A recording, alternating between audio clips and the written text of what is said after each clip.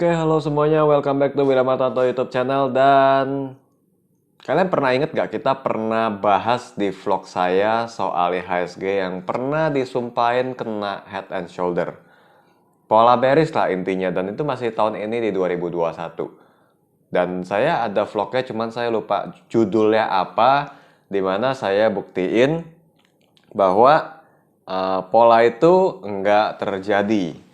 Waktu itu lumayan ramai yang bahas, sampai saya sendiri di Instagram WA Project Official tuh banyak banget yang kirim-kirimin gambar head and shoulder, indikator yang saya sendiri nggak ngerti bacanya, dan intinya kami waktu itu cukup diserang lah gara-gara bilang IHSG kalau weekly chart naik. Yang kasihan itu ya anak buah saya yang ngurusin di Instagram karena ya cukup keganggu sampai akhirnya saya yang turun tangan. Saya yang reply sendiri, yang ngetawain kami bilang IHSG naik bilang halu, saya bales dia halu juga. Karena pada saat vlog ini dibuat, IHSG lagi all time high. Di 6720 nanti kita buka chartnya aja buat barang bukti. Dan menariknya kali ini IHSG juga sebenarnya lumayan ada yang nyumpain, cuman nggak banyak sih. Dan itu diyakini IHSG sedang mengalami atau membentuk pola double top. Dan di bulan November ini ya. Karena ya memang waktu itu awalnya bulan November sempet turun gitu kan. Jadi ya pada lihat patternnya ini OTW double top. Yang kayak huruf M alias logonya McDonald gitulah. Dan awalnya saya juga bilang itu membentuk betul. Tapi kalau pasti confirm nggak? Enggak. Jadi kalau bukan enggak sih, tapi belum ya, belum confirm. Jadi kalau misalnya ada yang langsung bilang suruh out dari market, saya kira itu udah kebangetan dan belum belajar dari masa lalu dari IHSG yang gagal head and shoulder-nya. Nyatanya kalau pattern itu semua terjadi bearish-bearishnya, vlog saya mungkin akan sibuk membahas market crash lagi juga, saya rasa kan akan begitu. Tapi kita akan membahas lagi tentang pattern yang gagal, dan kalau misalnya lain kali kalian kena pattern yang kayak begini, strateginya mesti gimana? Yang kira-kira saya udah coba jalanin. Di saya sih works, cuman saya nggak bisa bilang kalau kalian ikutin pasti persis sama hasilnya. Tapi setidaknya kalian nambah satu metode yang mungkin kalian bisa coba. Plus saya sudah mengambil beberapa Q&A yang saya pilih secara random untuk saya jawab di vlog kali ini. Nah ini dia IHSG kita di bulan Oktober ke November ya. Saya memang tadi saya bilang di awal bahwa saya setuju kalau dibilang kayak double top. Karena awalnya di 12 Oktober ini naik dan kira 7 hari ya kalau nggak salah ya gagal tembus, dimana all time high sebelumnya IHSG itu 6693. 7 harian adalah kalau hitung dari candlesticknya turun ke 6480 ya kalau ini lowest saya ya. Cuman kalau sistem lain rata-rata 6481, samain aja deh 6480 deh gitu ya. Lalu sempat naik lagi di bulan November, pada tanggal 12 November tepat sebulan setelahnya itu agak fatal karena IHSG turunnya dalam, besoknya turun lagi. Sampai di sini IHSG-nya kalau kita buang 4 candle terakhir memang sudah mirip double top. Udah mau jadi huruf M ya, tapi kan belum konfirmasi. Nah, kalau misalnya kalian ketemu ketika kebetulan IHSG, tapi kalau next time kalian ketemunya di saham pola yang mirip, nggak usah terlalu panik. Pertama, ingat lagi bahwa pattern yang belum jadi nggak perlu dianggap udah jadi. Jadi jangan narik kesimpulan untuk suatu kejadian yang belum ada. Ujung-ujungnya panik dan nyari solusi untuk masalah yang juga nggak ada. Ya kalau misalnya ya IHSG memang mau konfirmasi double top, minimal 6481 atau 6480 sorry ya. 6480 ini harusnya lewat dulu baru konfirmasi. Barulah lo keluar-keluar IHSG double top. Kalau masih sekitaran sini mau bilang IHSG double top, apalagi sampai bilang harus exit dari market.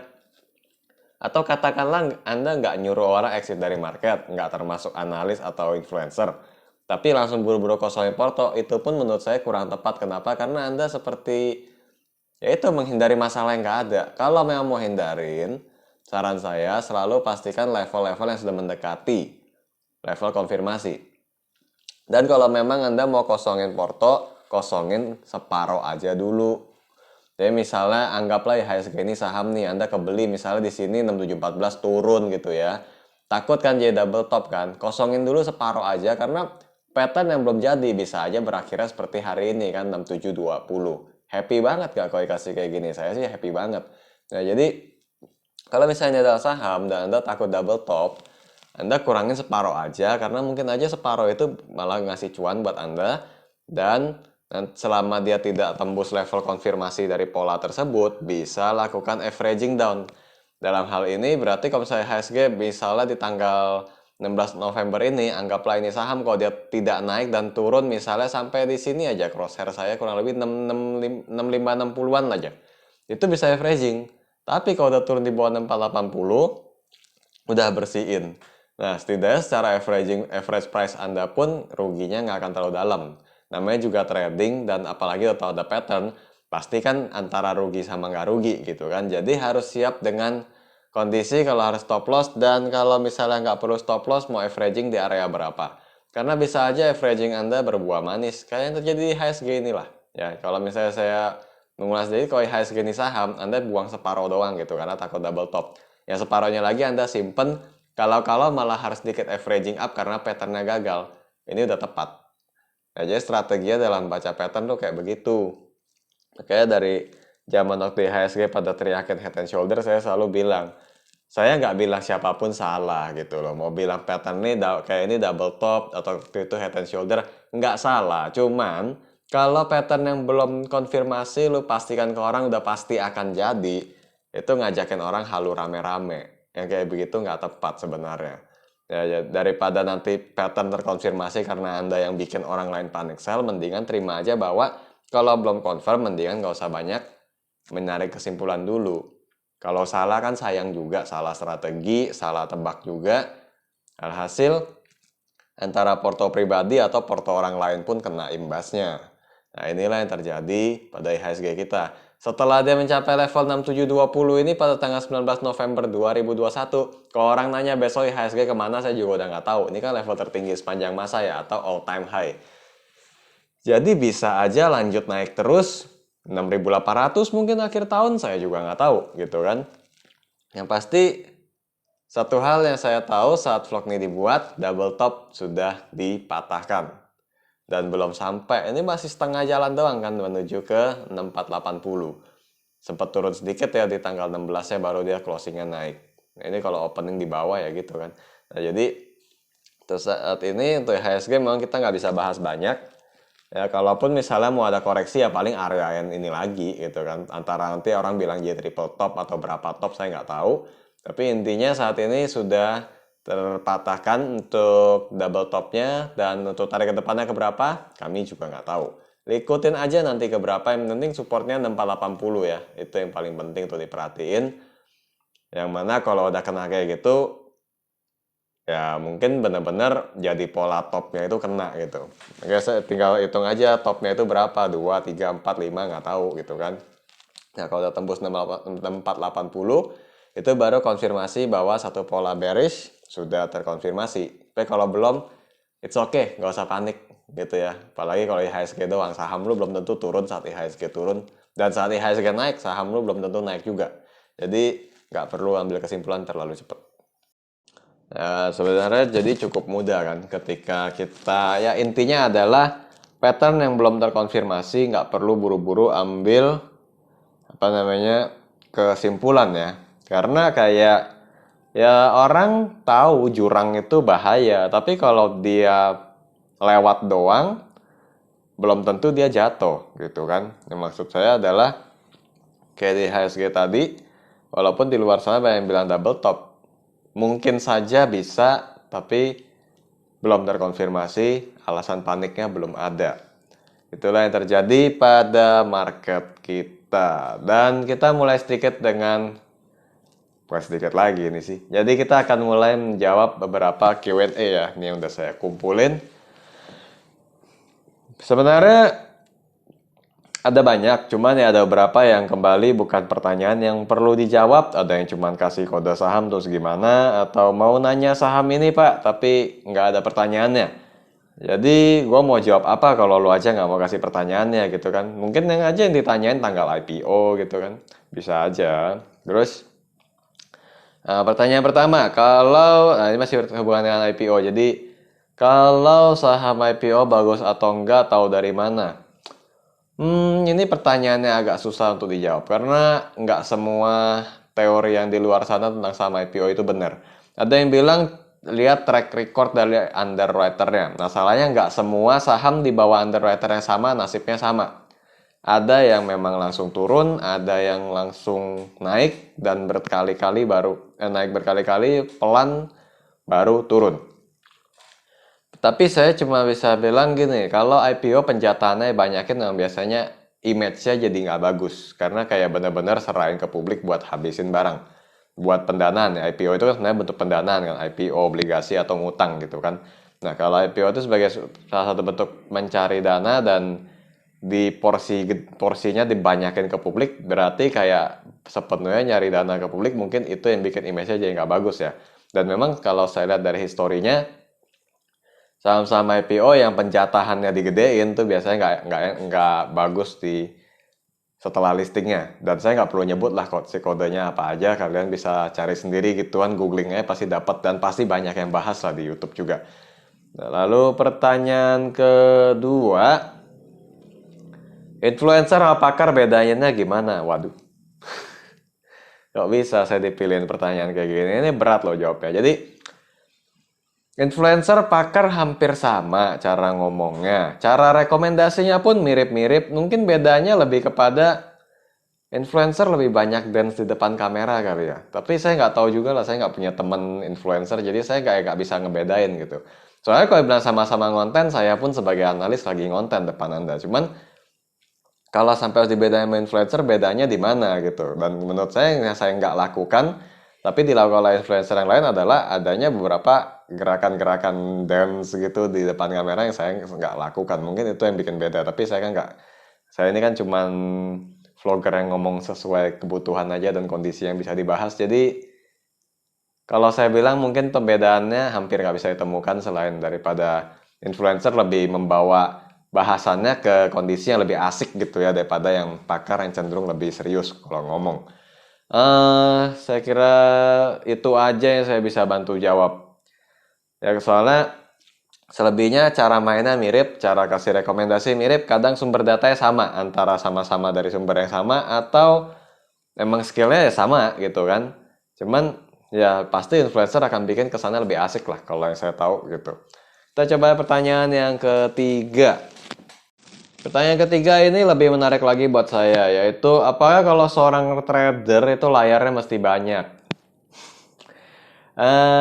Sebenarnya dia bisa tanya langsung ke teman-temannya yang sesama trader, tapi kalau sampai nanya ke saya berarti ada kemungkinan memang teman-temannya sendiri layarnya banyak. Dan kalau saran saya, sesuaikan kebutuhan aja, boleh banyak, boleh malah cuma satu. Yang penting kalau Anda sebagai tradernya sendiri, dengan gadget yang segitu aja, merasa terdukung nggak aktivitas tradingnya.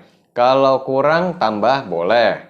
Mau tambah 2 layar silakan. Kalau enggak, 1 layar aja cukup. Kalau saya bagi pengalaman dikit, saya sendiri cuma 1 laptop sama 2 HP. Karena ya yang 1 laptop udah pasti lihat layar gede gitu kan. 1 laptop lagi buat lihat yang lain sih, nggak ada hubungan sama saham, email gitu dan lain-lain. Yang satu lagi kalau saya punya akun kecil yang buat trading, saya lebih cepat di HP.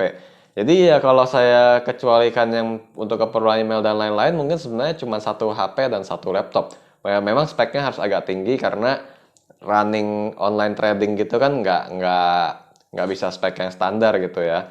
Apalagi kalau kita lihat jumlah trader udah makin banyak, itu running trade makin gesit, pada waktunya HP akan lemot sendiri. Jadi memang spek HP-nya harus kuat dan kalau bisa yang agak mendukung game. Paling range 5 jutaan lah kalau buat HP-nya. Kalau untuk laptop standar juga mau 5-6 juta pun masih bisa kalau Anda nggak cari buat editing, nggak masalah. Gitu.